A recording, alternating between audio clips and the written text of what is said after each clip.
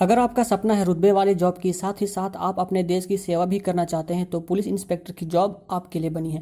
नमस्कार दोस्तों, last bench वाले यूट्यूब चैनल में आपका बहुत बहुत स्वागत है। अगर आप पुलिस इंस्पेक्टर बनने की गाइडेंस खोज रहे हैं तो ये वीडियो आपके लिए है। इस वीडियो में हम बात करेंगे कि पुलिस इंस्पेक्टर होता क्या है और उसका काम क्या होता है, पुलिस इंस्पेक्टर बनने के लिए एलिजिबिलिटी क्या क्या चाहिए, पुलिस इंस्पेक्टर बनने के लिए क्या क्या हमको करना पड़ेगा, क्या स्टेप्स लेने पड़ेंगे, और पुलिस इंस्पेक्टर की सैलरी क्या होती है। तो एक एक करके हम सारे एस्पेक्ट्स पे बात करेंगे, तो बने इस वीडियो में मेरे साथ। सबसे पहले बात करते हैं कि पुलिस इंस्पेक्टर होता क्या है और उसका काम क्या होता है। पुलिस इंस्पेक्टर आईपीएस का अधिकारी होता है, यानी कि इंडियन पुलिस सर्विस, जिसको 3 स्टार की वर्दी मिलती है। इसके साथ साथ इंस्पेक्टर किसी एक पुलिस स्टेशन को संभालता है, उसे कंट्रोल करता है और उस पुलिस स्टेशन के एरिया में जो भी क्राइम और इलीगल एक्टिविटीज होती है उन पर एक्शन लेता है और वहाँ की कानून व्यवस्था को संभालने में मदद करता है। तो जनरली किसी एक थाने में constable, head constable, sub inspector और इंस्पेक्टर होते हैं और इन सब में इंस्पेक्टर की पोस्ट सबसे ऊपर होती है। लेकिन आप डायरेक्ट इंस्पेक्टर नहीं बन सकते हैं। सबसे पहले आपको सब इंस्पेक्टर बनना होता है, सब इंस्पेक्टर के लिए अप्लाई करना होता है, उसके बाद आप इंस्पेक्टर की पोस्ट पर जाते हैं। तो इस वीडियो में हम सब इंस्पेक्टर के बारे में बात करेंगे, फिर हम बात करेंगे कि कैसे आप सब इंस्पेक्टर से इंस्पेक्टर बन सकते हैं। सब इंस्पेक्टर बनने के लिए एलिजिबिलिटी क्या क्या चाहिए। सबसे पहले तो आपकी नेशनैलिटी इंडियन होनी चाहिए। बात करें एजुकेशन क्वालिफिकेशंस की, तो आप होने चाहिए ग्रेजुएशन पास किसी भी सब्जेक्ट से, और इसमें BCA, engineering, BA, BCom, BSc सारी चीज़ें आ जाती हैं। तो आप ग्रेजुएट होने चाहिए किसी रिकॉग्नाइज यूनिवर्सिटी से।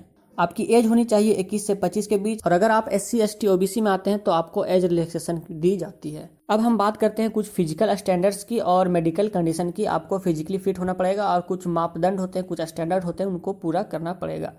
तो अगर आप मेन हैं तो आपकी हाइट 170 सेंटीमीटर होनी चाहिए। अगर आप एससी एसटी में आते हैं तो आपको 162 से 165 तक की छूट मिलती है। अगर आप वुमेन हैं तो आपको 157 सेंटीमीटर की हाइट मांगता है, और अगर आप एससी एसटी में आते हैं तो आपको 152 से 155 सेंटीमीटर तक की छूट दी जाती है। बात करते हैं अगर चेस्ट की, तो अगर आपका चेस्ट 80 सेंटीमीटर होना चाहिए बिना फुलाए हुए, और 85 सेंटीमीटर फुलाए हुए यानी एक्सपेंडेड। और मेडिकल कंडीशन में आपको कलर ब्लाइंडनेस नहीं होना चाहिए ना, और आपका जो विजन है वो 6/6 होना चाहिए। ये सब कुछ मेडिकल कंडीशंस हैं और काफ़ी सारी चीज़ें आती हैं, तो हम आगे चल के इसमें बात करेंगे अच्छे से। How to become sub inspector, हमको सब इंस्पेक्टर बनने के लिए क्या क्या स्टेप्स लेना पड़ता है। तो अगर आप ऊपर दिए गए सारे एलिजिबिलिटी को पूरा करते हैं तो आप सब इंस्पेक्टर बनने के लिए अप्लाई कर सकते हैं। आप 2 तरीकों से सब इंस्पेक्टर बन सकते हैं, एक होता है सेंट्रल लेवल पे, एक होता है स्टेट लेवल पे। तो हम यहाँ पे सेंट्रल लेवल की बात करेंगे, यानी कि एसएससी सीपीओ के एग्जाम की, जिसको एसएससी कंडक्ट करवाता है, जो कि पूरे ऑल इंडिया लेवल में होती है। बाकी स्टेट्स लेवल में भी हर स्टेट में अपनी अपनी होती है, तो उन सब में भी लगभग एलिजिबिलिटी सेम होती है और एग्जाम का प्रोसेस सेम होता है। तो सबसे पहले आपको अप्लाई करना होता है किसी भी एग्जाम के लिए, चाहे वो सेंट्रल लेवल की हो या स्टेट लेवल की। तो चलिए जानते हैं कि सिलेक्शन प्रोसेस के बारे में क्या क्या होता है, क्या क्या स्टेप्स लेने पड़ते हैं। सबसे पहले आता है हमारा स्टेज 1, जिसमें आपका टेस्ट लिया जाता है, रिटन टेस्ट लिया जाता है। आपको रिटन टेस्ट लिखना होता है, आपको क्वेश्चन सॉल्व करने होते हैं ऑब्जेक्टिव टाइप। तो यहाँ पे आपको general intelligence, reasoning, general knowledge, general awareness, quantity aptitude और इंग्लिश कंप्रहेंशन से रिलेटेड सवाल पूछे जाते हैं।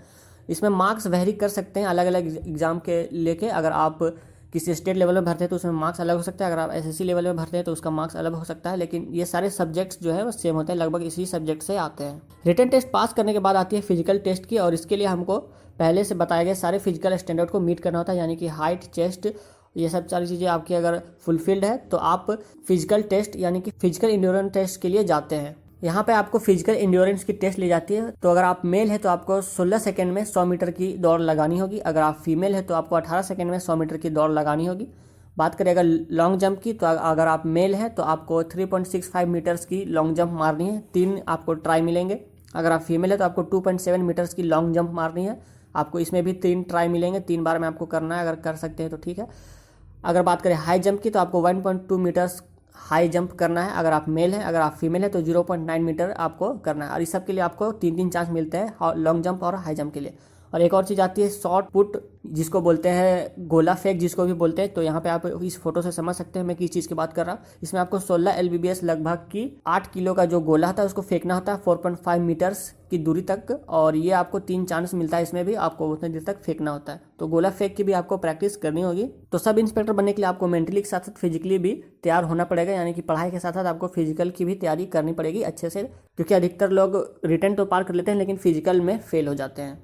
तो जब आप पीईटी यानी कि फिजिकल इंड्योरेंस टेस्ट पास कर लेते हैं तो आपकी मेडिकल टेस्ट होती है। यहाँ पे आपका कलर विजन, आई विजन, आपके घुटने टच तो नहीं करते हैं, आपके पैर के तलवे ठीक है या नहीं, ज़मीन से टच करते हैं या नहीं करते, और भी बहुत से पैरामीटर से आपको गुजरना पड़ता है। और इस सब स्टेज को क्लियर कर देने के बाद यानी मेडिकल क्लियर कर देने के बाद आपको बुलाया जाता है डॉक्यूमेंट वेरिफिकेशन के लिए। फिर वहाँ आपको मिल जाते हैं सब इंस्पेक्टर की जॉब। आपको कुछ दिनों की ट्रेनिंग लेनी पड़ती है, उसके बाद आप सब इंस्पेक्टर के लिए चुने जाते हैं। सब इंस्पेक्टर बन जाने के बाद आपको कुछ सालों का एक्सपीरियंस लेना पड़ता है, और आपका अगर काम अच्छा रहा तो आपको इंस्पेक्टर की पोस्ट के लिए प्रमोशन कर दिया जाता है। तो ये था पूरा प्रोसेस इंस्पेक्टर बनने का। अब चलिए जानते हैं हम इसकी सैलरी की कि कितनी सैलरी आपको मिलती है। बात करते हैं अगर स्टार्टिंग सैलरी की, तो आपको स्टार्टिंग सैलरी लगभग 35,000 से शुरू हो जाती है, और वक्त के साथ साथ और एक्सपीरियंस के साथ साथ ये इंक्रीज होती रहती है, बढ़ती रहती है। और साथ साथ समाज में कानून व्यवस्था बनाए रखने की भी जिम्मेवारी आपको मिलती है, जिसको पैसे से कंपेयर नहीं किया जा सकता। ये सारी चीज़ें आपको मिलती है।